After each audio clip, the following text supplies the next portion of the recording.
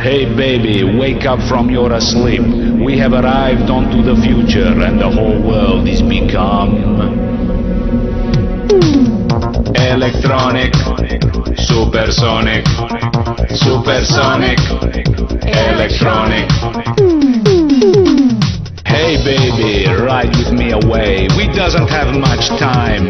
My blue jeans is tight, so onto my love rocket climb. Inside tank of fuel is not fuel, but love. Above us, there is nothing above, but the stars above. All systems gone. Prepare for down count. 5, 4, 3, 1, off blast! Fly away in my space rocket. You no need put money in my pocket. The door is closed, I just lock it. I put my gold plug in your socket. The sun and sky is bright like fire.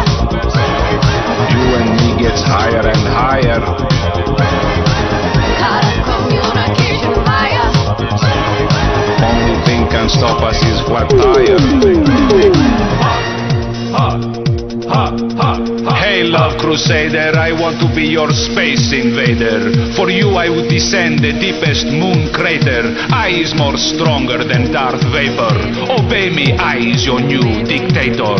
For you is Venus, I am Mars. With you I is more richer than all the tsars. Make a wishes on a shooting stars. Then for you I will play on my cosmic guitars. Ladies and gentlemen, fasten your belt seats. We has commenced our descent. I trust you enjoy this flight as much as you enjoy this accent. Now back on Earth, it's time for down splash. Into sea of eternal glory my spaceship crash.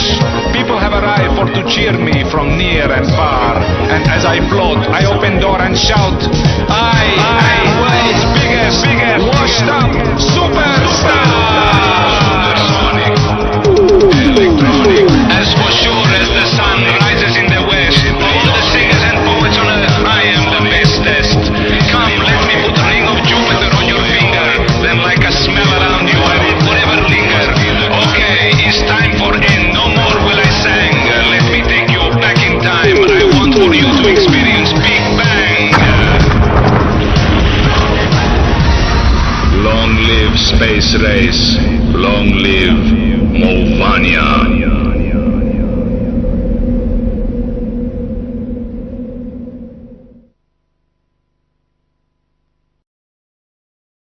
Oh. And that's enough. Oh, trailer time, folks.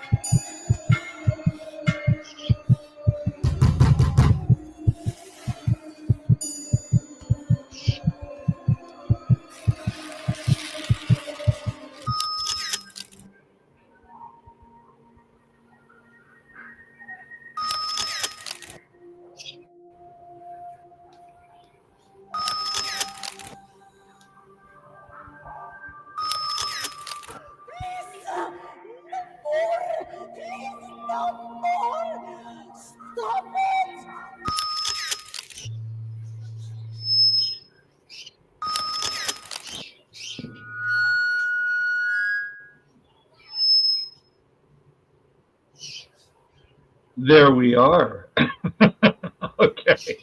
Oh, what's the... yeah, that's not a part of it. Warner Brothers, I don't think, would be involved with that. Hey! Hey, well, we're welcoming Guerrilla Metropolitana onto the Todd Jaeger experience, and that was the trailer for The Benefactress, an exposure of cinematic freedom. Welcome, Guerrilla. How are you? Thank you so much for having me. Thank you. I'm fine. I'm fine. Thank you. How are you, folks? I usually say adequate to the occasion.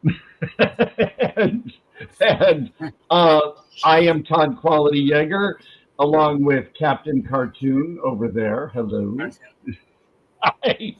Um, yeah, I gotta say, I love if you consider your film an underground film. Is that am I correct in that?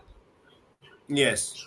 Yes. Okay, good because I've been a big fan of underground films, especially since the 1960s with movies like George Kuchar and Kurt McDowell. I'm a huge fan of movies like Thundercrack, any of the underground films. And so this one definitely goes within that category. I would say more of a I want to say a personal project, but is it really because it's very meta as well. So for you, is this like a personal project, something out of your own id, or is it something you just had in mind and you thought I want to convey this, I want to put this out there and see what it turns out to be? Um, this film it's pretty much a almost like a declaration of war towards mainstream, politically correct, liberal morals. It's more like a big fuck you Yeah. to the current values of morality of cinema. In other words, it's my way to show what ultimate artistic freedom is, whatever it might involve, whether it is sexual violence, sadism, anything that goes on is permitted, and there is no limitations to anything. The only rule is no rule. Yeah. 'Cause, And this film is very much that. yeah, well, definitely. It's not it. I will say. I mean, it's silly to say it, maybe, but it's definitely not typical. It's something of its own. Um, and you were talking about censorship and things like that. For example, I had mentioned to you before that, for instance, I've worked with Domiziano Cristoforo, who definitely your films are very different, although within pushing those boundaries of cinematic freedom. Because I wish I had his quote, but he said things about art should really be limitless. You shouldn't contain things nor censor them, and just whatever you want to say, you should be able to say it and really go as far as you want. And that definitely, I will admit, when I saw initial images and the trailer, I was thinking, wow, what is the plot of this one? This is going to be different. And what I was not struggling with, but my mind, it's a challenge, and that's a good thing. I love to be involved when I watch something. I know some people want to sit back and just watch something like Terrifier and just let their brains melt, but this one engages you because, in a way, some would use the term meta. Uh, I think what I was gathering from the Benefactress as well is that when the film was in black and white, it was sort of the outside view, and Yes. then it would switch to the color, which is interesting because you didn't just use regular color. There was I want to say a slight saturation and everything. When it switched to the color mode and everything, it was more of what was going on actually. Yes. Yeah, I kept thinking about that, even though I was getting used to it. It still had me then going, oh, now we're kind of on the outside Perspective. Yeah. Yeah. So it really did that. So I know that you said it was your thing of artistic freedom and pushing the boundaries and saying a fuck you in general too. Well, like right now, right wing people and stuff in this country trying to suppress almost any kind of say pornography. Like in Florida, they banned Pornhub. So this is a good way of pushing against things like that. And besides you wanting to express something more, this is another typical question, where did the idea for this particular storyline come from? It goes back about a couple of years ago. I wanted to make a film about women's cruelty, how women could be far more evil, cruel than man. And I'm quite obsessed with the subject of lesbianism. Yes, I gathered that, but yeah. But not in a kind of romantic way, Right. but in a very sadistic kind of way. So I thought, let me create a story where I can have a woman portrayed in such a bad, evil, cruel way that nobody is going to call me a misogynistic director, because the actions are mainly portrayed by a woman. Yeah. And later on, the story developed, and it became what it became. And then I started putting additional elements, like the character of Electra McBride, by Video Link, which was the wife of a very powerful American televangelist who, with his money, with clean, respectable, mainstream money, she will secretly finance an underground filmmaker, meaning myself, to make an underground extreme art house film, pornographic film, but using a real victim for her personal pleasure. And and that's how the film started, really. Well, I noticed too that even though Juicy X, her character, she starts off as sounding like she's almost I don't want to say innocent when she's reading her dialogue in the beginning, and because she says, that she works to help abused women, and she seems like this rather nice, sweet, almost sweet woman. And then, though you play a director in it and you're directing things, you can tell that not all your directions are driving what she does, because she seems to be really, really getting into what she is doing. And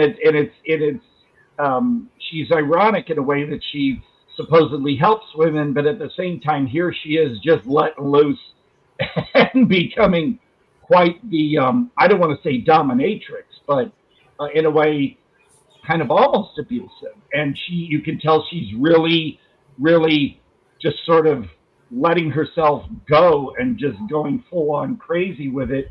Because especially near the end, when she's sitting there just kind of looking at her phone, indifferent to what is happening, it makes you wonder how, well, when she's done with that and goes back to doing what she does in her regular life, it's almost like a split, kind of a split personality thing. Yes.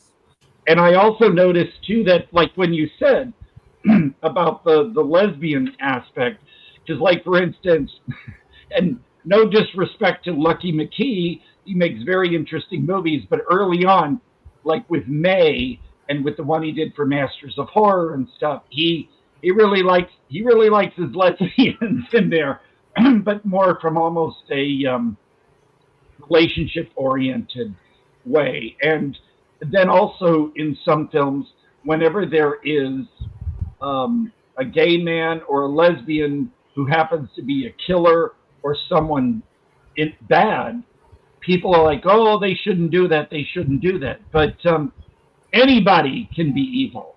Anybody can be crazy. And this one, I want to say this one is not to compare it, but in a way, I got flashes of a Serbian film. I don't know if you've seen that one. Yeah, I've seen it. Yeah. In the manner that, anybody, whether you're on drugs or not or whatever, anybody can have that side that just kind of comes out and they just go full on ballistic with what they're doing. So those were things. It's interesting because for the average viewer who comes in to watch your film, I can imagine there are going to be many people who go, what the fuck am I watching? But at the same time, if you kind of like get used to it in a way, then you start to see things around the edges and the sound design, which is so layered, and the camera shuttering. And I one thing I got to ask is, how did you pull off when there's this pulsating view going on with You mean the shaky effect? well, it's like it's kind of doing this, and you're Yes, that's done during the editing. I mean, Okay. partially it's me moving the camera, right. but then it's also altered through editing with additional shaking. So it's both. Yes. Oh, it's spot on. Oh yeah, I will say, because like I said, this, and I'm sure you would agree, this movie is not for everyone, and for the adventurous or the people who are into what I would guess you could label extreme cinema in a way. It's Yes. you're watching it, but at the same time, I'm very much into looking around in the background, things to spot, and then the style itself. You've got multitudes of things going on at the same time because you've got your camera effects, you've got your very layered sound design. I would say you have a score, but it's more a soundscape in a way. Yes. Yeah. And then just you're grasping what these people are doing. You've got the meta aspect, the black and white, in which you are sort of, whenever the real stuff is not happening, then the black and white, and you got the outside view. You got so much going on in what some would say is a rather simple film, but it's not. And so I was really impressed, though, by the way that you just, I guess I'm saying the post-production must have been quite a task. Yes, he was. I mean, let's not forget that this film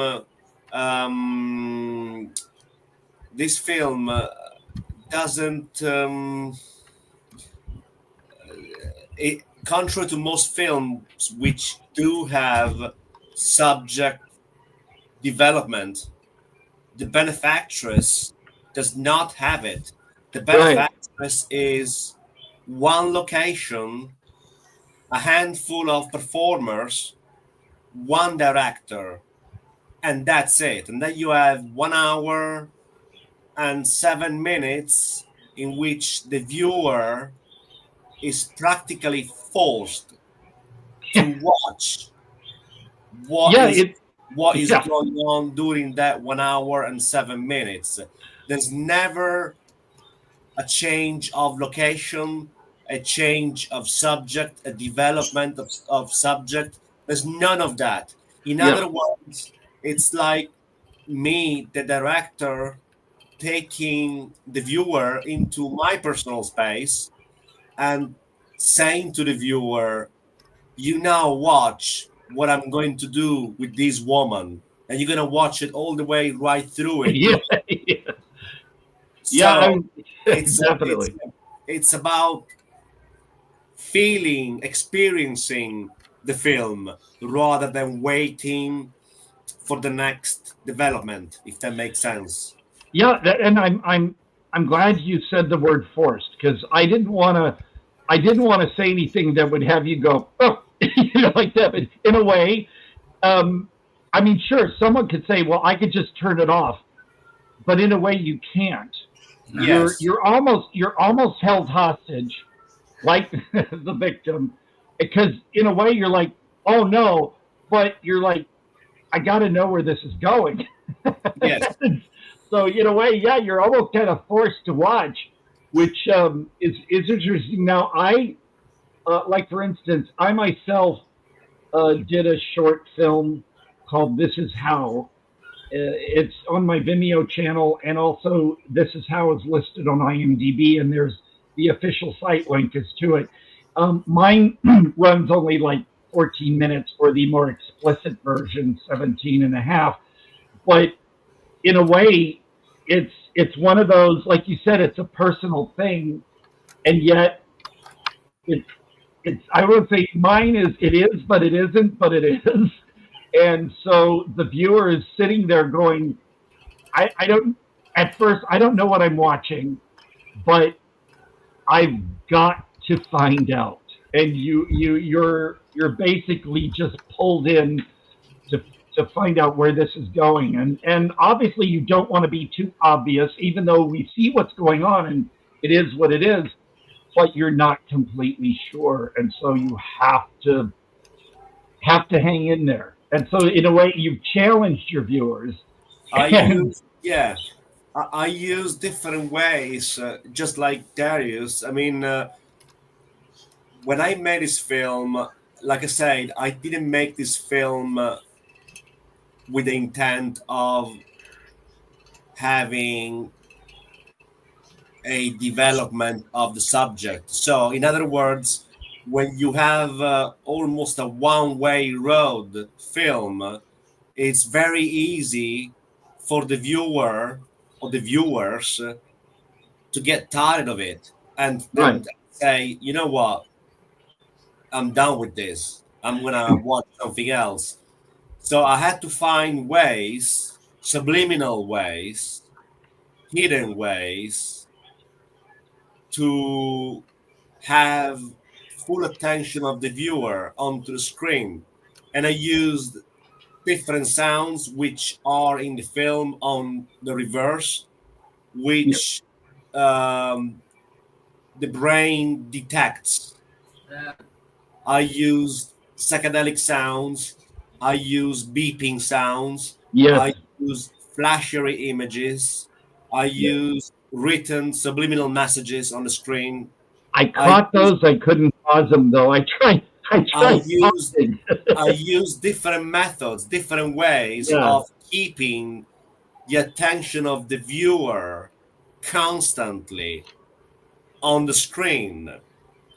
In other words, I don't give any moment of peace to the public. That's a good way to put it. And that is exactly what I was aiming for, to force the viewer to watch this agonizing hell of this poor woman that was going through. I wanted the viewer to sit and watch through the entire process. And because it's a one-way road film, the only ways to keep the viewer stuck watching the screen was to use these tricks. and force the viewer to be there all the time. And that's why at the end, the film appears to be a lot more disturbing than most horror because the sound system is disturbing.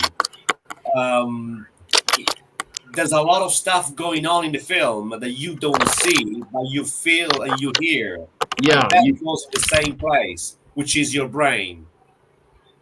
And your brain elaborates all this information, whether it is visual information or whether it is sonic sound information. Your brain keeps elaborating.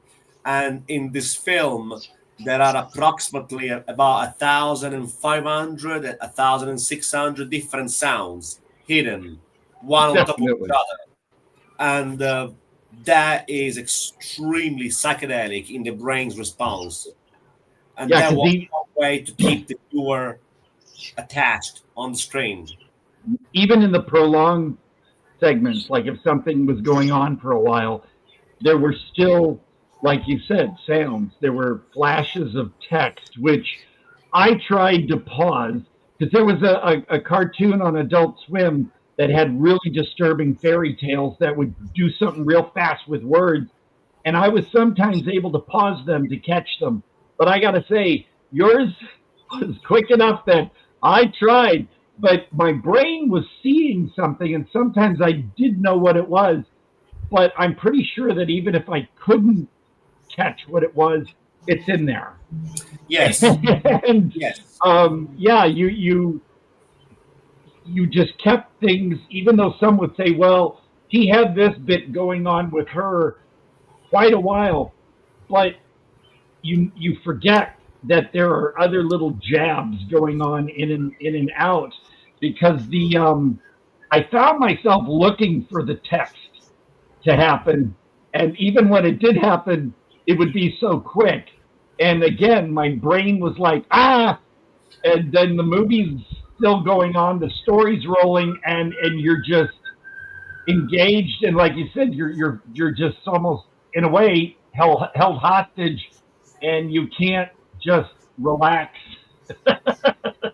This one will just kind of grab you by the hair, and almost like you're one of the victims in a way, which, like I said, it's involving. Now, I'm going to ask, I'm sure no one's brought this up, but I noticed at one point you had the syringe with the liquid in it, and the first thing that came to my mind is, I don't know if you've ever heard of something called Caverject or Trimix or Quadmix. It's an ED drug that you inject to make sure you have stamina. And when I saw that, I thought, oh my God, and it's weird. It kind of brought in something I know about or could relate to. And I thought, wow, no one's ever done this. So it was more than just your goings on and trickery. There were little things that if you knew, you knew as a viewer. So I kind of felt a connection in there. Yeah, the film is so provocative because it's funny you mentioned that scene, because if you watch that scene, if you watch very carefully that scene, when the syringe appears, yes, you will read on the screen for less than 1 second, yeah, the word pervitin. Ah, okay. Pervitin was a drug used by the Nazis. Oh my God. During World War II to make Nazi soldiers more effective, more like death machines. Wow. Okay. See, that makes a lot more sense, because when you showed up, you were just gonzo.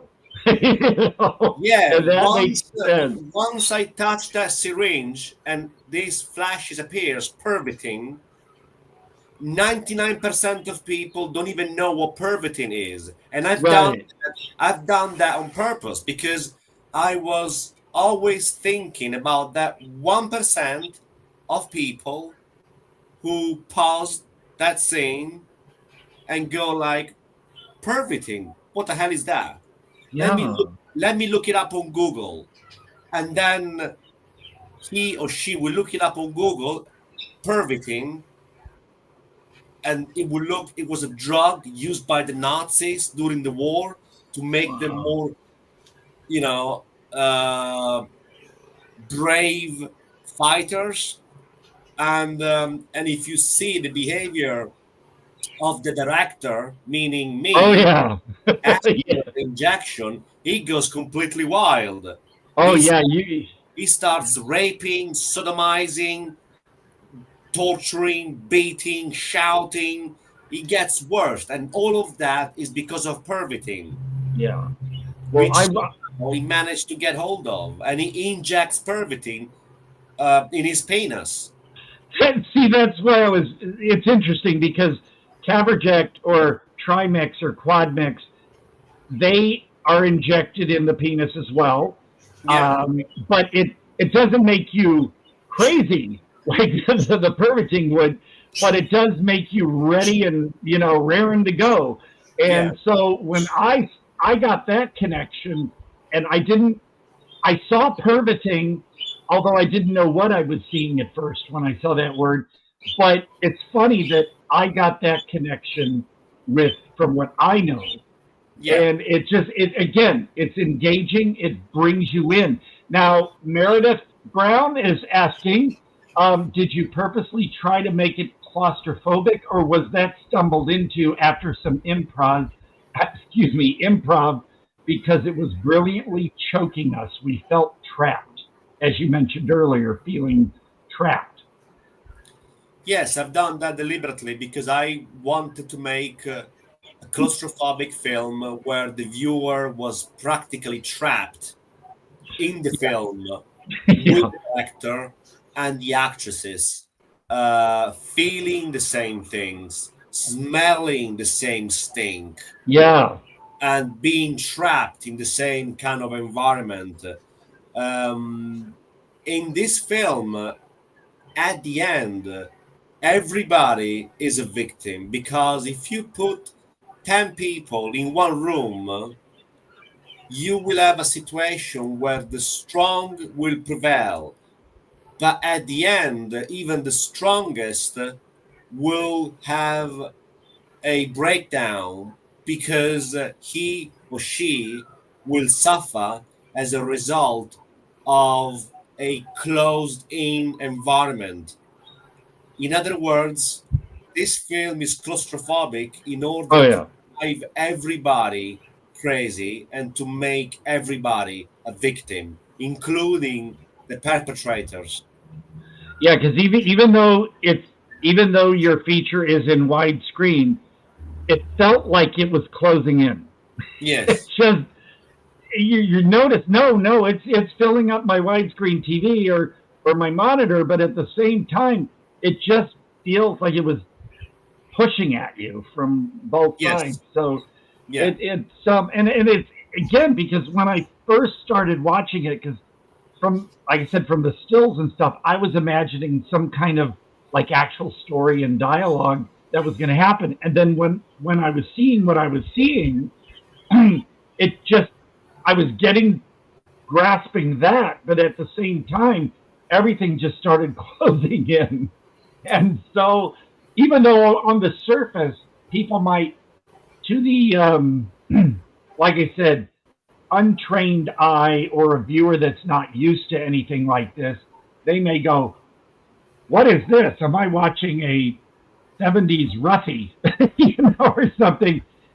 But then if you sort of, after you get through most of it or all of it, then you sit back, and it took me some time.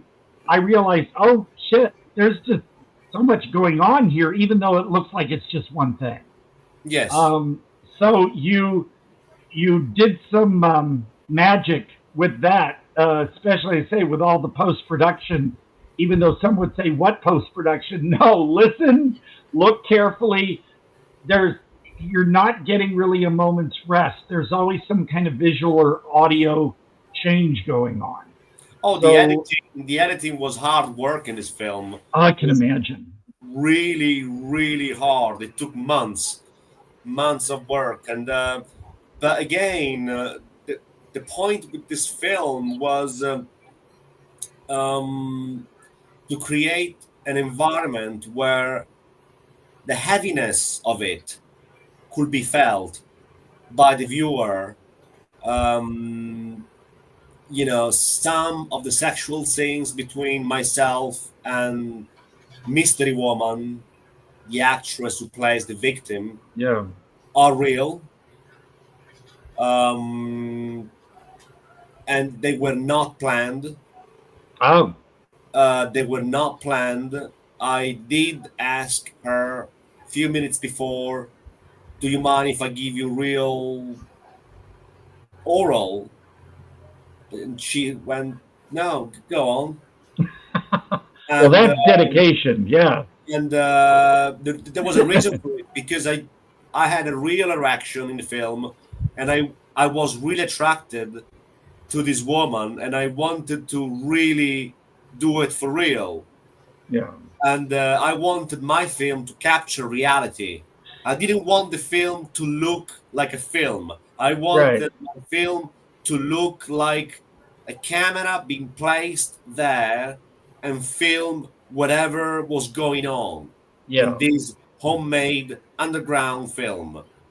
And some would say, I mean, like, again, to the untrained eye or the viewer that just, well, they can't, think of watching things like this, in a way that even though it was graphic, I know some would laugh at me when I say this, but it did not seem actually pornographic in the way that, because there were things that I want to say were implied, because you said things were for real, but at the same time, it's not like you wanted to get the camera in there and get a close-up and show actual stuff going on. Yeah. So in that way, this could actually be, if we were to give it a rating here in the States, it would be an NC-17, but it wasn't necessarily full-on pornographic. Whereas, say, a movie like Thundercrack was pornographic, and also, say, in a way, even though yours is very different, it brought to mind creative artists that also use pornography, like Terry Richardson or the French filmmaker Roy Stewart. But I will say the closest that it reminded me of, you're probably not aware of this, neither Jack, but on a website, one of the adult websites, X Videos, there are a couple guys from, I don't know if they're from Argentina, Brazil, I'm not sure which Spanish-speaking country. They go by the name of Andre Medeiros Martins, and they do, it's sexual, and theirs is more on the pornographic, but it seems less pornographic because what they're doing is disturbing, surreal, very creative. But so you're kind of juggling, oh my God, am I watching porn or am I watching more art? So in yours, like I said, not as pornographic as the others. I really respect that you didn't like, well, I'm going to get the camera in there and let's get some really good, close-up. You stuck with what you were trying to convey for your story. And I'm, in a way, I am no prude at all, because I've been in adult films myself. The stuff I create video-wise pushes the envelope and gets a little shocking for some. But at the same time, I am not trying to turn you on or anything. I'm just trying to interact all of this stuff so that your mind is kind of working with it rather than just going, oh, it's porn. Yeah. So I really, when I look back on what you've done, because I still have to catch your corporate one and your Darius, I still have to catch those. But this one, I don't know if this was the perfect way to be introduced to your filmmaking, because maybe the other ones would have prepared me. But in a way, having seen this one first, I just kind of like, it was like boom, right across the face. And I'm like, okay, I gotta figure this out. And I realized, well, it was interactive. So I was worried. I thought, what am I going to ask this guy? Because this one was just so different. But yeah, you sort of made it all very clear to me. So I appreciate that. Yeah, no, to me, the most important thing from my end, anyway, especially with this film, is to really, I think the best way to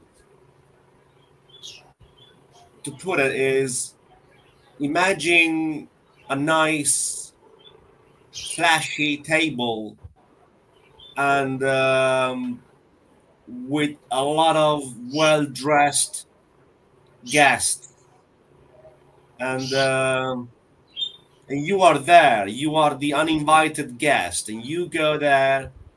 You stand on the table and you take a massive dump. Massive crap. Hey, very Salo. Pasolini, Salo. On the table in front of everybody, while everybody is eating caviar. You're taking a massive dump there. Well, that's my film. That's the Benefactress. That is exactly the best. Is exactly that. That is the best description I could have ever imagined for any film. Direct description. So for people considering viewing this, I want to say, imagine that, and you will either run away or you're like, well, I'm intrigued. Yes, exactly. Yes. Oh man, well, is there anything else that you'd like to want people to know, or where they can find this and how to follow you? And I mean, The Benefactress just came out a few days ago. It's currently out with an American distribution company called PACT Films. It's currently on DVD. Soon it will be on Blu-ray, and also later on streaming platforms. Okay. At the moment is out on DVD at the moment. So yes, it's already out. It's been noticed, and it's there for those. Okay. Yeah. And if people want to follow you anywhere, are there any? I mean, they can find me on social media, on Facebook, particularly Facebook. They can watch my previous film, which is on DVD, Blu-ray, streaming, Prime US, which is called Darius with 2 S's at the end. Mm-hmm. Which has practically become a cult in less than 2 years, because in Germany they've just done a convention. They released my film Darius, with 3 different releases of Darius in Germany. So it's in many places, and this was an underground film that was a very experimental. Oh, definitely. And yet to this day is very polarizing. Those who call it a work of art, and those who call it a pretentious art flick with no story. Right. I can see where they would. In between, just like The Benefactress. The Benefactress, it's not going to be indifferent to people.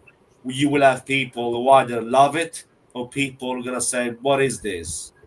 Yeah, that's in a way that's the best kind of film, when there's no middle ground. You're either you're either going to really like it or you're just going to be no fucking way. Yeah. So now I guess one more question here. Auteur plus PR asks, did you have issues when you auditioned roles for this film, or did you already know who you wanted involved? I had a lot of problems. Massive problems. This film was nothing but problems. This But film in a was good way, it paid off. Yeah, I mean, contrary to Darius, which had zero problems, the Benefactress was nothing but a problem in terms of casting. About 200 female candidates were contacted.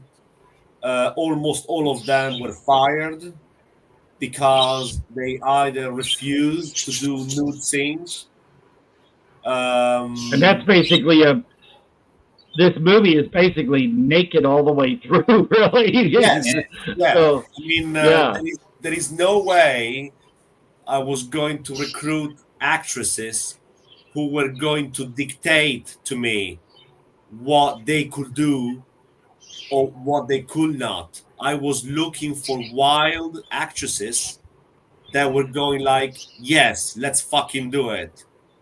Yeah. And I could not find any until the choice finally went to Juicy X, which worked with me in the short film Corporate Torment, Right. and Mystery Woman, who proved to be a brilliant actress and had no issue in being naked, having sex on the screen, and perform with body language, and I really thought she was in. I mean, there were times I thought, "Oh my God, she's actually in stress." So she really put herself into it. Yes. I mean, at the end, I was very lucky to have found both actresses. But at first, for about a year, I was struggling. I received death threats from husbands. Oh, jeez. Yes. He didn't want his wife to be in the film. I received threats from other women.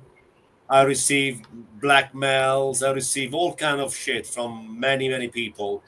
And only at the end, I found these two wonderful actresses.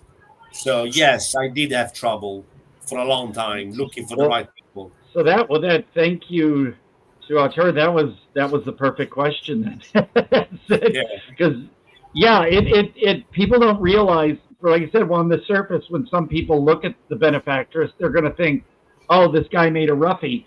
But then when you know everything that went into this, especially the layers and video and I would say then, for those who don't realize it, then this turned out to be a success for you because it kind of became even more than what you expected, I'm sure, because I have ideas in my head, like for my short film, This Is How, I had images and, okay, well, I'll shoot that, and somehow it'll come together. and it turned out to be much better than I expected. And the feedback from everyone, because my short film, Dark Side Releasing, contacted me and said, we want to put it as an extra on a film that Martin W. Payne, because he was done a lot of underground stuff too. So I was like, wow, it was a success, and I didn't even know it. So yours, then I guess you must be very satisfied that it all worked out. I'm very proud of this film. Very proud, yes. And it is difficult. Well, is there anything else you'd like everyone to know? And we'll let you get. I hope they enjoy the film and keep following me. In the word enjoy, there's a wide way to put that. yeah. In a very sarcastic kind of way. Enjoy this film. Enjoy sadism. No, I'm open for anything, and I myself am not usually into, because a lot of mainstream movies, and especially say heterosexual porn film, they really throw on the lesbianism. But this one, at first I thought, oh, lesbianism, of course. But then you're like, what the fuck? So it had my mind going all over the place. So I really appreciate that. I love being involved. I love interacting. I love to think. I know some people want to sit back and just want popcorn and whatever. But this one, like I said, when you mentioned the table and the dump, hey, everybody, the sallow thing comes to mind, even though this is not sallow. But no, I appreciate involvement, and I like to be engaged and know that when it's over, I'm still going to be, whether you like it or not, you're still going to be thinking about it. Yes. Yeah. So that is, I think it succeeds in that purpose because it's something you're not going to unsee. Yeah.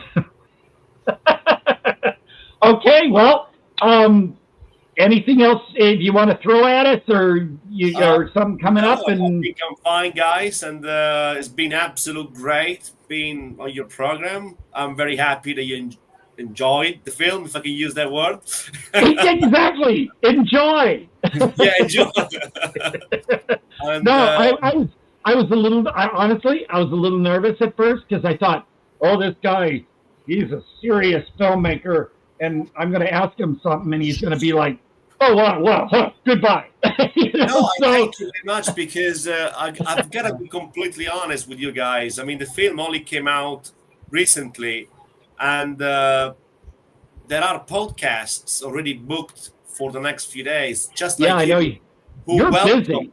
Who welcome this film, but many others, as soon as they watch the film, they didn't want to have anything to do with the film. They say, no, we don't want to touch this stuff, which I find absolutely repulsive, because if you call yourself a man of cinema, a horror guy or whatever, you have to be open-minded. You can't just be a bigot, oh, there's pornography, there's sexual graphic violence on women, there's this, that. You cannot be ideological.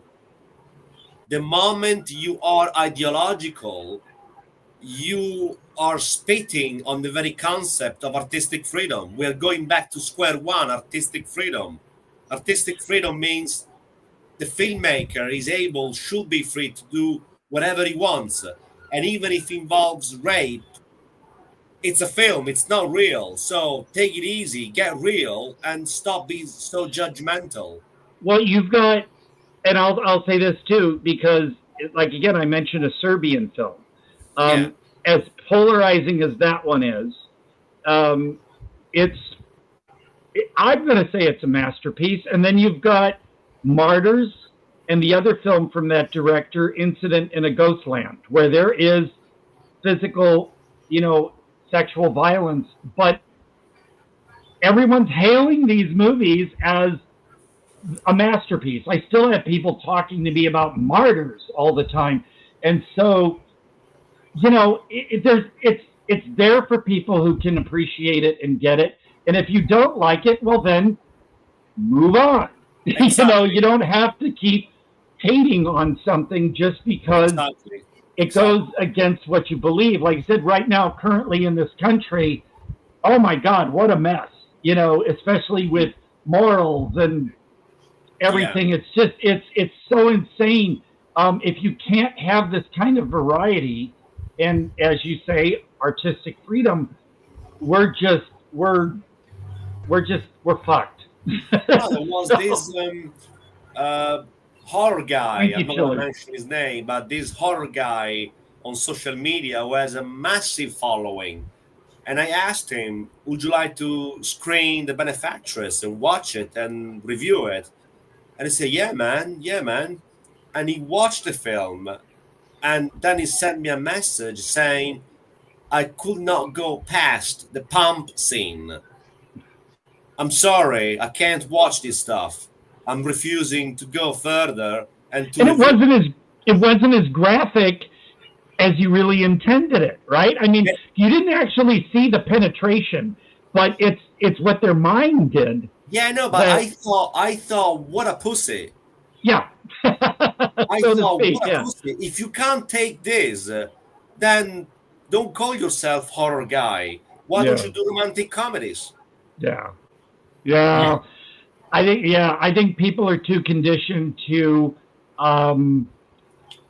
the big, I don't want to say big budgeted stuff, but the mainstream stuff, or then on the other spectrum, the Terrifier films, which people are going to hate me for this, but I think those movies, the Terrifier films, are just junk because that's shit. That's total shit.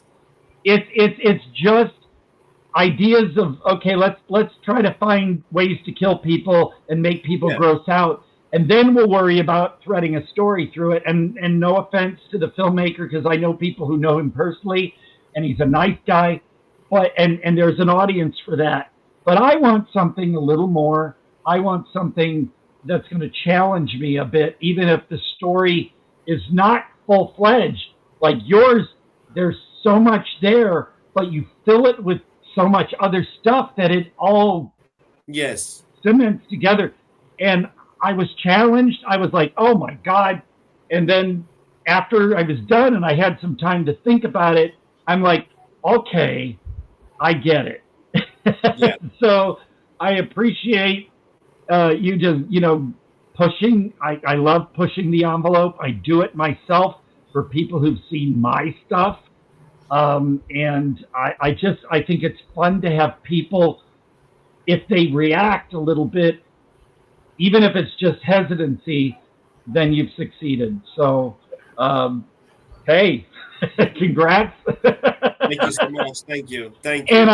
And I will say, before we have you on your way, I noticed you liked my movies photo album, so I appreciate you snooping around in my Facebook, because I have dozens and dozens of albums in there for people to peruse through, and that's my thing.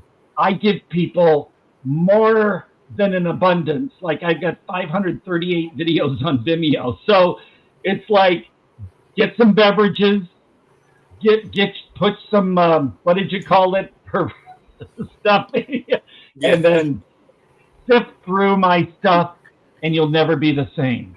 So no, and thank you, and I appreciate you filling us in your rather jovial manner in all this too, because I know how difficult it can be for people who are just not used to this stuff. Thank you. So, but other than that, I honestly, wow, this has been great. I'm really happy, because I was like, oh my God, I don't want to upset him.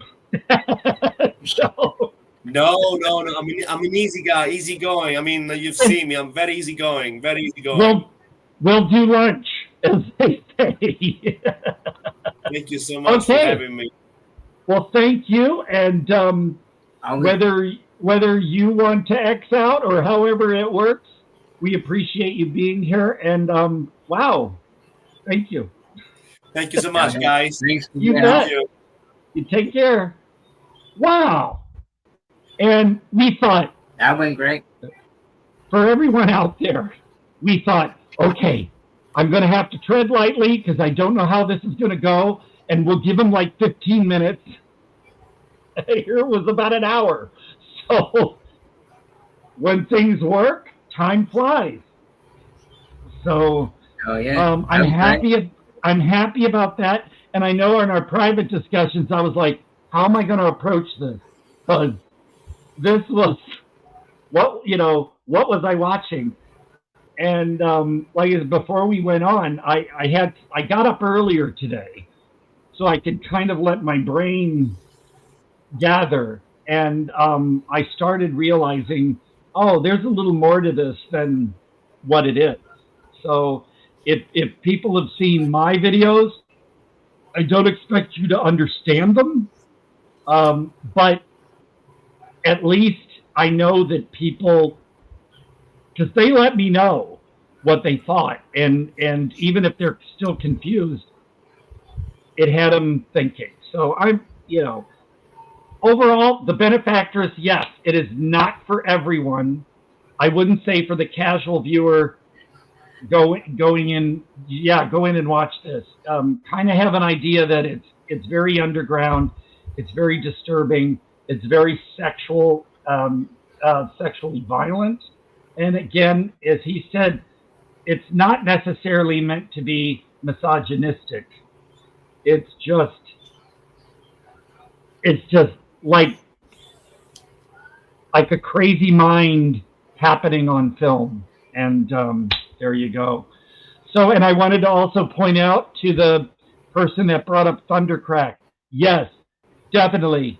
Synapse has Thundercrack in a special, I think DVD. I can't remember. DVD, Blu-ray. Yes, Monster Fan. Thundercrack is astounding. For years, you could only get a cut version of it, and like on a Danish import DVD.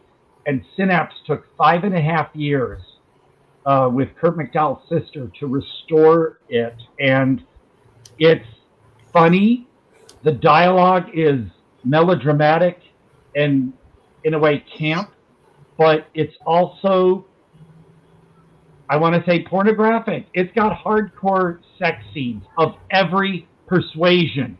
And they've got like what I thought were heterosexual porn stars like Ken Scudder turn up in gay sex scenes in it.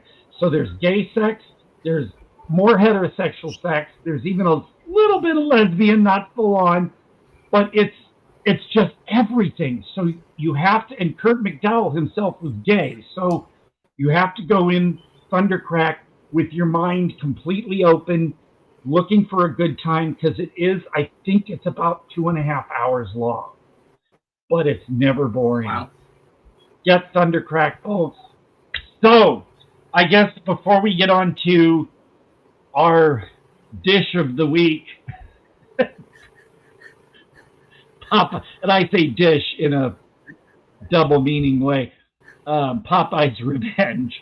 I wanted to tell everybody, you're seeing this t-shirt. It's for Slade Wilson's film Notice the Erotic 2. Demiziano Cristoforo had his hands all over it as well. I am the voice of the client in the film, so yay. And Tetro Video put it out in 2 different covers. And actually, this looks a lot like me from like 13 years ago. This is really amazing. And this is the ultra limited pre-order edition. So these are all sold out, I believe. Later, they will come up with a standard edition, just like, so again, if you're into the extreme sexual violence, yes. But, it's all got its context, and knowing people like Demiziano are involved, very beautifully shot. I mean, you'd be amazed at how beautiful these actually look, despite all of the gruesomeness. And then, just like this one, Fallacies, which I'm covering part of it, which my voice is also in. So for those who missed out on Fallacies, they've announced that they are working on a re-release, a more wide re-release of it on Blu-ray. There will be some additions to it. I've recorded intro narration for it, besides my voice being in it. And John Devlin, who was the co-creator of this, is also going to be more a part of the re-release.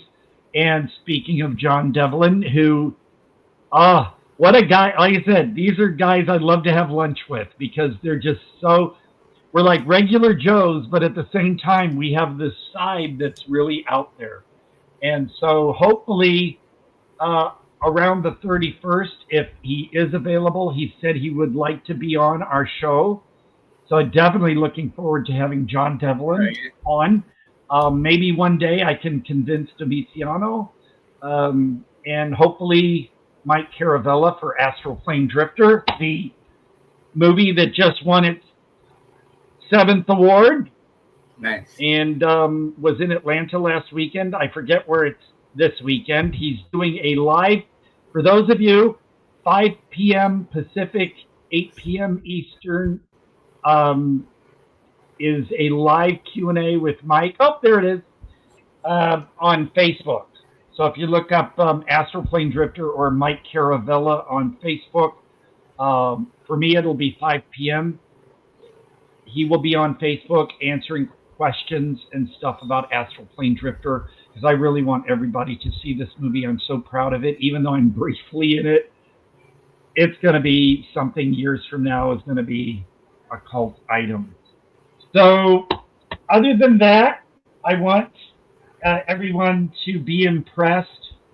Today, our show is also brought to you by the Banana Splits. Nice. Now, look carefully.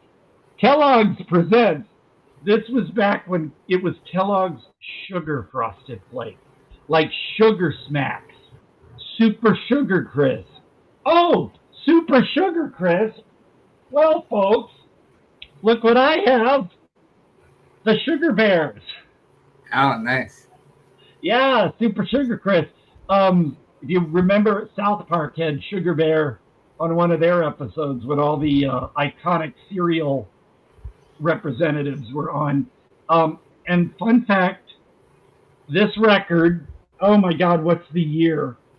We're talking probably early 70s at least. The female vocal you hear on this album is Kim Carnes, famous for Betty Davis Eyes. Nice. So for Kim Carnes completists, you have to get the Sugar Bears. And for those who are interested, go on Vimeo, look up Todd Jaeger, and look for a video called It's a Good Day by Todd Jaeger. Always put my name in the title. It's not mature listed, so it will come up. And I have the song It's a Good Day from the Sugar Bears, and I'm lip syncing and walking around the park and happy in my dinosaur pajamas. So, Betty Davis. Another fun fact, folks. If you want something great, go on YouTube. I have the vinyl record myself. It was a huge hit on my radio shows of the Todd Sampler back on KDHX. There is a song called Baby Jane by Lunchbox.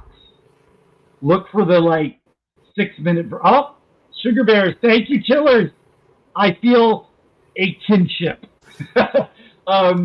The song Baby Jane by Lunchbox, there are short versions, there are long versions. Someone put together the 12-inch mix, as they call it, with clips from Whatever Happened to Baby Jane to match the sound bites or the samples. So look that up on YouTube. It'll be your new favorite techno song, even though it's from around 1991 or 92. Yeah, I'm here to enlighten you all.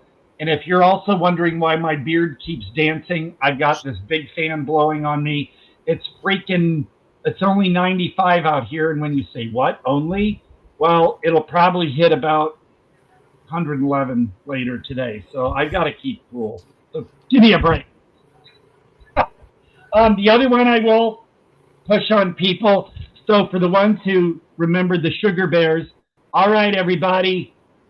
Rodney Allen Rippey. I know, you're shaking your head. He became famous because he was one of those cute kids in the 70s, like the kid for Underwood Devil Ham. People will be like Smorgasbord in a Can and all that kind of stuff. People are going to be like, oh no, acid flashback. This kid was famous for doing Jack in the Box commercials. Yeah. What was the song? Take Life a Little Easier. They adapted and had him sing for Jack in the Box. Pack up the kids, crank up the car. It's Jack in the Box. There you go. Now, that's what I was waiting for. Thank you, Chris. I thought he would segue us perfectly. Now, the final chapter, that doesn't mean the final chapter of the Todd Jaeger experience, right? No, we're just through the childhood trauma. Yeah, and so I guess it's also a take on the Friday the 13th thing, right? The final chapter, even though it wasn't. And I'm going to say it, I was kind of disappointed when they kept throwing him out there, just more and more sequels. Yeah. So, especially Jason, and was it Jason? Did he go to space? Oh my God. Yeah. Your jump, they might as well have called it Jason Jumps the Shark. The reference from Happy Days. So, Popeye's Revenge. I've got notes. So, another ITN delicacy. It's so weird. The dream I had before I woke up today, I don't know why, but the ITN logo appeared. I don't know. And it morphed into something. I can't remember what. But CITN, what you fucking done to me, you've got your logo presenting itself in my dreams now. Oh, shit. Sometime I'll scoop up my ITN collection because they've also released stuff with Uncorked and I think E1 as well. And I have a lot of ITN stuff. I'll admit it. A lot of it was I was at Walmart. I had a few bucks to spare. I want to see a crappy film. A lot of them weren't worth it. But, okay. Popeye's Revenge. So, no, I actually blurred it. I had some of the Benefactress on the same sheet. I was going to say Cinematic Freedom, my ass for this one. All right. So, you tell me, since you chose this one, I'm going to give you the opportunity to sort of capsulize your feelings. Well, see, it gave all the Friday the 13th people a good new Friday the 13th movie, but with Popeye. I mean, now when you say I thought they did a good job of putting Popeye in there. Good is in quote. Good is in quotation marks. That's yeah. I liked how a lot of the time they kind of kept his arms in the distance or in shadow because it's like they could only do so much before it would have almost looked as bad as Hook's arm. Oh yeah. Yeah, I was expecting him to look like the Goon, though. I was expecting him to look like the Goon. Well, here's the fun thing too. I love the bird is interacting. I just think that's great. Oh my God. Well, hey folks, if you saw Hook, you've basically seen Popeye's Revenge because they took the exact same plot of a gaggle of girls. Well, and it was a guy. All of which you don't know why they're friends because they're in ways opposites and they're assholes, except like the main girl. She was nice. She cussed a little and stuff, but she was a nice gal. Yet, why would she like these people? And that guy in the, oh God, I hate to use this term, but didn't they call those wife beaters? Yes. For good reason. What a dick.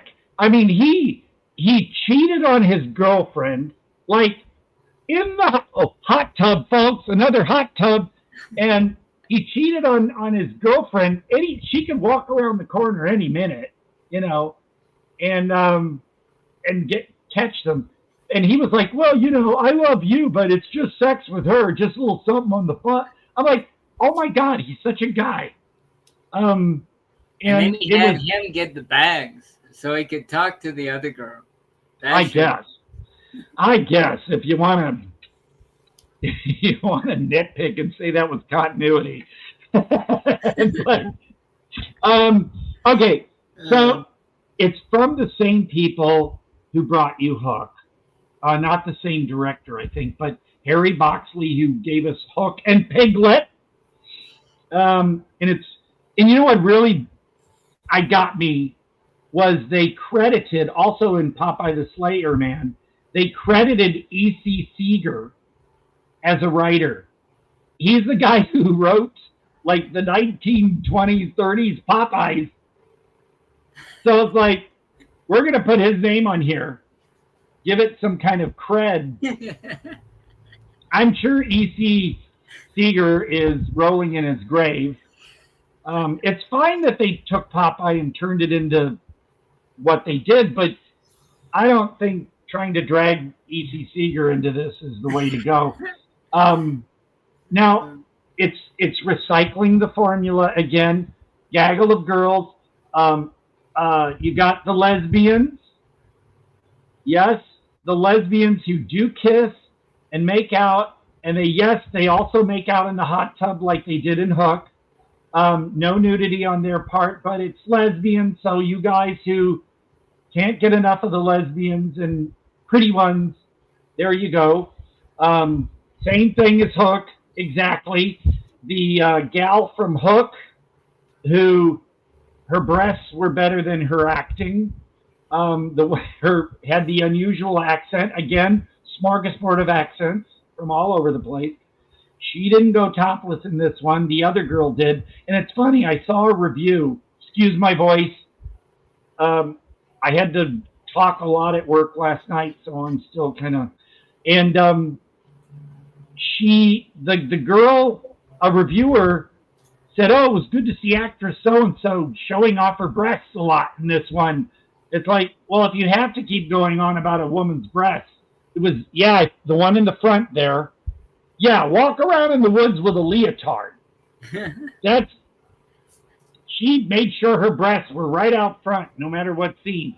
But yeah, there's an extended scene of her in the hot tub with, just look at my boobs, and yeah, no male nudity, typical, just the gals again. And all right, so apparently I read there were certain things they were not allowed to do in this film, like spinach. When the can hit the floor, it was green, but it could have been asparagus or something. It didn't look specifically like spinach, and he grinned at it. So I guess that was as far as... Oh, there they go. Get your 3D glasses, folks. Yeah, it's like, there they are. Coming at you. So, okay, here's... There we go. Chris, I love you. You're on the ball. You're keeping it going. The legend of Popeye haunts a group of counselors. I think IMDb got that wrong. They were thinking of making it a haunted attraction. Because in these cabins, again, the way they were situated, it was like, I think, were they in different locations? I don't know. As they intend to open a summer camp. Okay, that's wrong. It's not going to be a summer camp. It's going to be a haunted attraction. Who wants to go way out in the middle of nowhere? Again, was it somebody's birthday in this one? No. I don't think so this time. It might as well have been. See, can't remember. But you want to say it was in the middle of nowhere, but then apparently Popeye, I guess he killed someone who had a boat because the body was in the boat. And there was all these other boats around. So I guess it's not as remote as you think. So it's like, it's perplexing. Poorly drawn, the animation in the beginning. I think, well, this hand-drawn animation, and I thought, oh no, okay. And then to get sound, when the one gal says, I'm going to get sound, because apparently they were making some kind of movie too. She's walking through the woods with her boom mic to get nature sound, but you hear her crunch, crunch. Yeah. You're not going to get good ambient sound for nature if you've got your feet going through leaves or crunching in sticks and stuff. So that was, they didn't I think don't that know was what she was going for with that. Also, like in Hook or Piglet, it's all becoming a blur. the whispering sound of the girl's name. Like Cindy. And, ooh, okay. What's with the anchor? He's not really Popeye the Sailor Man. The joke here, folks, is his name is Popeye because back in school, a bully he assaulted a bully who was bullying him, and by squeezing their necks, I didn't know you can make someone's eyes literally pop out of their head if you squeeze their necks. But Popeye, get it?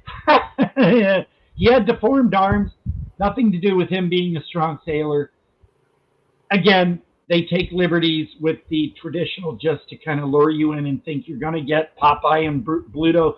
And of course, olive oil, but Olive is not his girlfriend in this movie. It's his sister. So you got that. Let's see. His arms touch and go with how they look. Here's how I describe it. With the main girl. She's a nice girl with a bag of dicks for friends. That should be the tagline. Yeah, these people were, again, why are they friends? Lots of lips in this movie too. I don't know if Collagen sponsored it. Oh, that face. That's, horrifying. So, it's hot tub. We got that. Why is it in all these movies too? The hot tubs, the jets aren't going. Were they worried about the sound? They didn't want to ADR, so let's turn the jets off because that's too noisy. Yeah. Because especially too, you notice the sound was inconsistent when they were in the hot tub. You could hear rain hitting the tarp or whatever. But then in other scenes, it's not raining. So, I don't know. When he killed that fisherman, the guy who said, "You're doomed." Well, he didn't say that, but that he might as well have. The one that says, "Don't go in there. You're doomed." He gets killed. What was the point? Because they don't find the body. And it wasn't a graphic kill, so... Again, I guess it was filler because there was no point in that scene. And also, they're supposed to be making a film or something. And the guy goes, and when they're fixing up the cabin, actually, she says to them, "That's a wrap on day one. Great job." What did they do? Did you ever see them actually putting things away or cleaning things up? No. That's a wrap on day one. I'm like, what? What were they doing?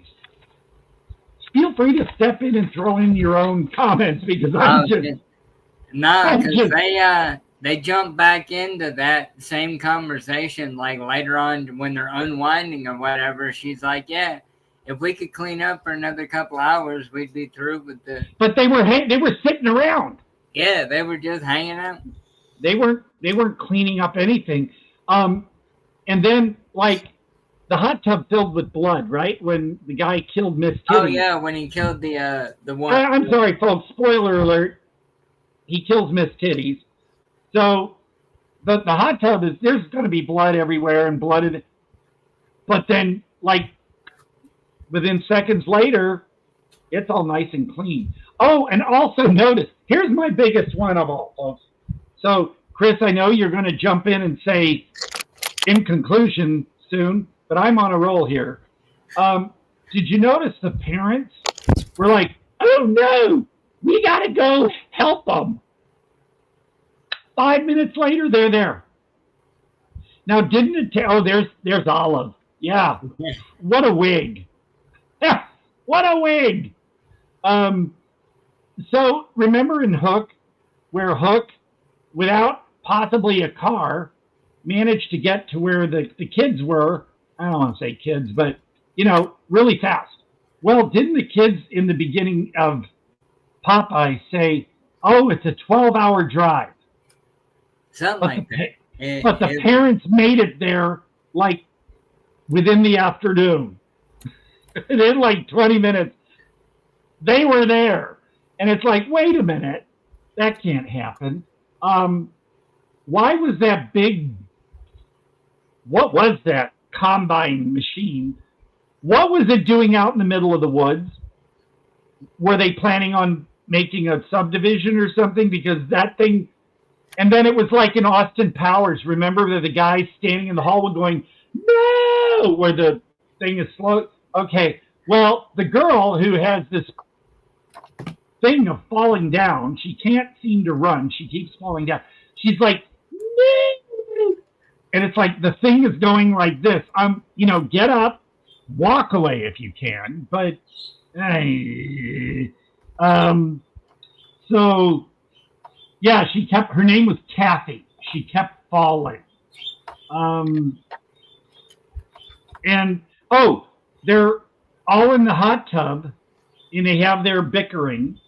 Oh, good old Robin Williams. He was the hairiest Popeye ever.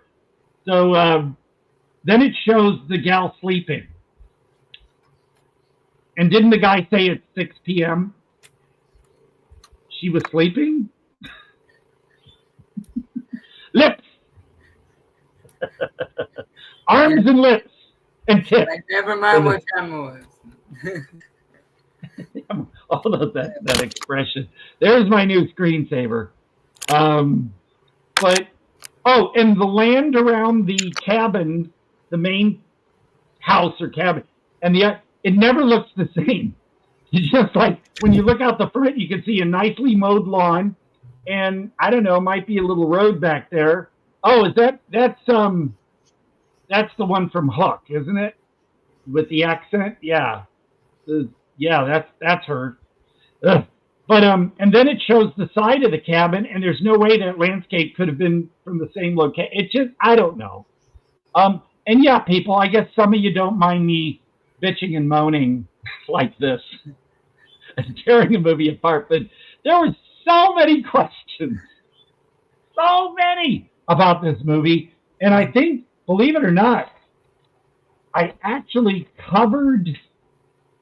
Oh yeah. And Popeye, he's coming because for some reason, there's fog. Well, they do explain later that he lives in the fog or something. That's how he exists.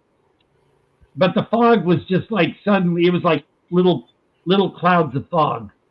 Like in the cartoons when someone has a cloud following them, and they didn't really elaborate, but I guess it's.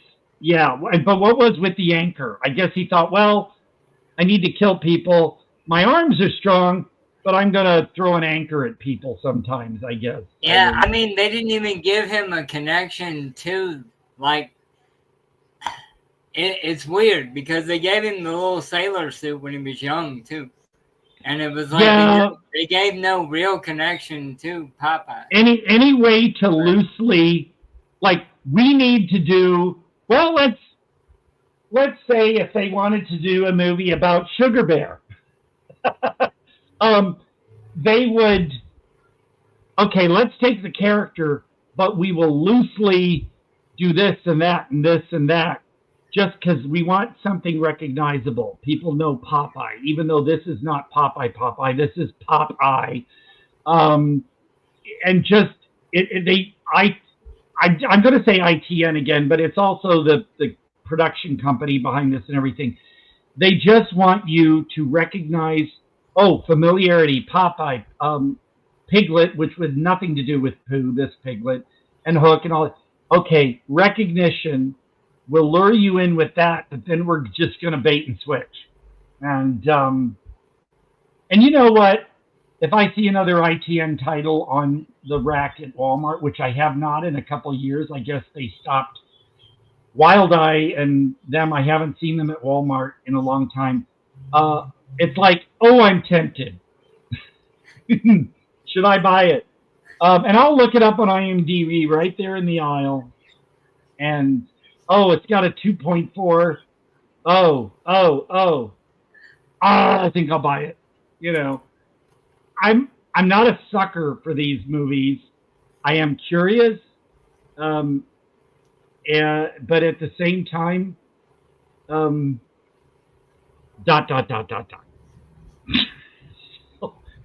Yeah, so if you want something good, spinach. Yeah, I can eat spinach. I can eat it. But if I wouldn't seek it out. It's like sauerkraut. My mom used to make sauerkraut and the sausage and all that. And I can eat sauerkraut, but I'm not going to go to a restaurant and, oh, you have sauerkraut. I'll have that, For those, I don't know why this was big in St. Louis where I grew up, but brain, like brain sandwiches, cow brain. How anybody, num, how anybody can want. So, yeah, that I wouldn't touch. I dry heave just looking at it and the smell. But spinach, okay. Liver, I can eat liver. Again, I wouldn't seek it out. If someone said, well, we have liver and it's cooked right, of course, okay, I'll have some taste. But no, and this movie, I guess you would say it's like that. If it's there in front of you, see, I love how I build up to these points. If the movie is right there in front of you, you're like, okay, well, I got a little time and I've got some booze. Yeah, okay. But you wouldn't really seek it out. So I guess I could have saved all this talking and just said that.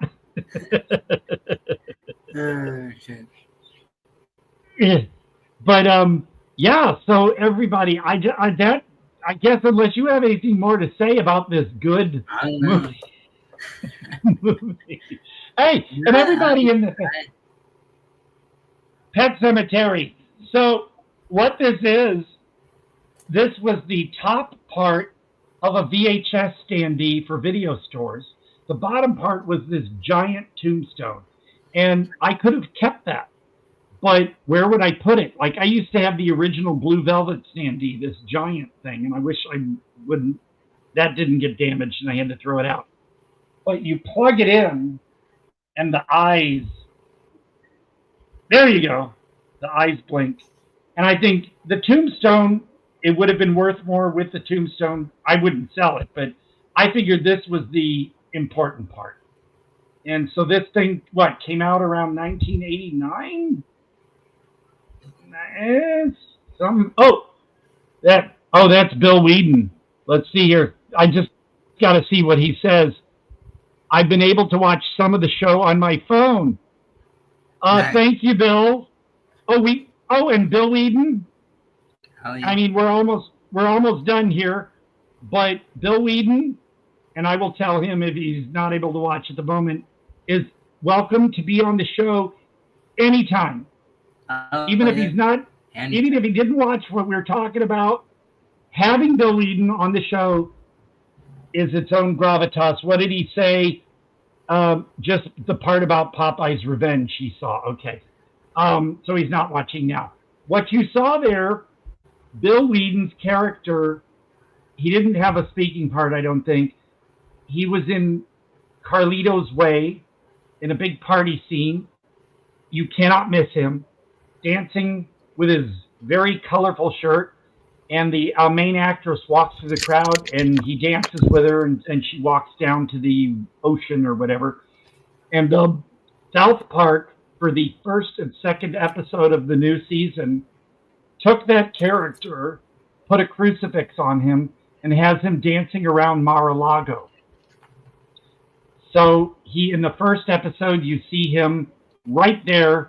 And then in the second episode, you see him kind of whenever there's aerial views of Mar-a-Lago, you can very distinctly see his little figure dancing around Mar-a-Lago or on the beach. When you play Where's Bill for the rest of the season? I admire, sometimes I thought, I wasn't sure what the point of some of South Park's episodes. They kind of were all over the place. But Trey Parker and Matt Stone, I give them so much admiration for. It's like when we see an extra in a film or notice some small detail of something, and it just stays in your head for years and years. And for them to select one specific thing like Bill's character and feature it is so admirable. And I'm happy for Bill. He's over the moon on this. And someone said to me, yeah, but they put a crucifix on him and made him like a Christian right-winger at Mar-a-Lago. And I'm sure Bill doesn't care for that stuff. But for this, with what they did for him in Selfridge, he doesn't care.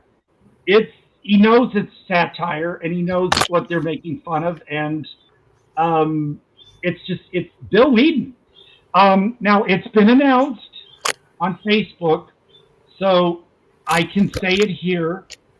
But for those familiar with the original Texas Chainsaw Massacre, John Dugan, who played the grandpa with the melty face, Bill Whedon is currently writing a movie that will feature himself, John Dugan, and they said me. So it's going to be the three of us as three old guys. I'm only 62, but three old guys. And I guess the most I can say is like on a road trip, but it's also going to be gory and, I don't know, flashery or something. But I will do the best I can. I'm hoping, because I want John to think I'm doing a good job, because he's John Dugan, for Christ's sake. Bill Whedon is confident I can. But working alongside someone from an iconic film like that, I'm just happy as can be. I should have had some cheesecake here to celebrate. But Bill Whedon, I love you. We like message constantly every day. So I just feel giddy knowing that, like with Domitiano Cristoforo, to me, he's a legend. Some people who don't know who he is, Google him, especially in Europe and around the world. I think he's a big deal. And here in the States, you have to kind of discover him. But the fact that he's asking me to still continue voicing his projects and being a part and I guess sort of getting his co-conspirators in film, John Devlin, Slade Wilson, others, then asking me as well. So life is good despite our current state of the country and having debt. Life is still good in many ways. So as long as we don't all blow up, I will be happy. These are our deep thoughts, folks. Like when from a poet that here's a phrase for people to ponder. Here's my deep thought. The toaster works fine. I just don't like toast.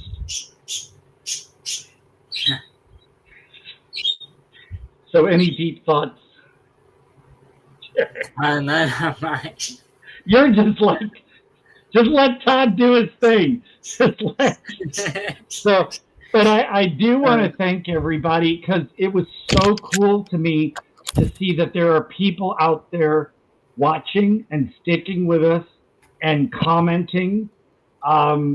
These are my closing remarks. I sometimes think no matter what I do, like all my videos, whenever I post stuff on Facebook, I think, does anybody really see this shit? Does anybody care? I like to help enlighten people. I have a weird sense of humor, as you've seen. I like to vent that. And with a show like this, knowing there are people actually taking the time to sit and watch or whatever they're doing, I appreciate that, because I'm having so much fun. And I always think, what are we going to talk about? Are we going to fill up the time? Look what happened. I can jaw like the best of them. So I appreciate everybody. Thank you so much. And next week, you have the title of that movie. I forgot it. That we're gonna. Ravage Nation. It's an SRS title, right? Yep. We're stepping into SRS territory next. Okay. Yeah, SRS. They are, I would say, leagues above ITN. Even though a lot of SRS stuff is low budget. Some are, you're like surprised. Wow, that was fun, because they also deal with a lot of kaiju stuff too. They import kaiju stuff, and some, I'll say, but that's with every catalog. Oh yeah. I'll say like Death Toilet. No offense to the filmmakers, but I tried to get through Death Toilet, and I've got the trilogy, and I don't know. Maybe I'll have to calm down, Cheesecake, put that back in, and see if I can. But I have a lot of SRS stuff. So yes, I do say people look into SRS. We love boutique labels. We love physical media. People support physical media. Even someone was it Christopher Nolan or someone recently did a big speech and said, if you love a movie, buy it. It's forever. If you keep the disc stored, fine. They're forever. Streaming pulls content. If you think you save a lot of stuff on files can get corrupted. So buy discs if you can. I know I'm not rich, but buy what you can. Keep your movies. Support boutique labels. SRS, Vinegar Syndrome, Severin, TerrorVision, Visual Vent, all these ones. Just keep following the sites, keep doing it, keep buying it, support it, because this is how we get these independent movies out there, besides throwing them onto streaming, which the filmmakers don't make anything. Buy discs. I don't care if you don't have enough room.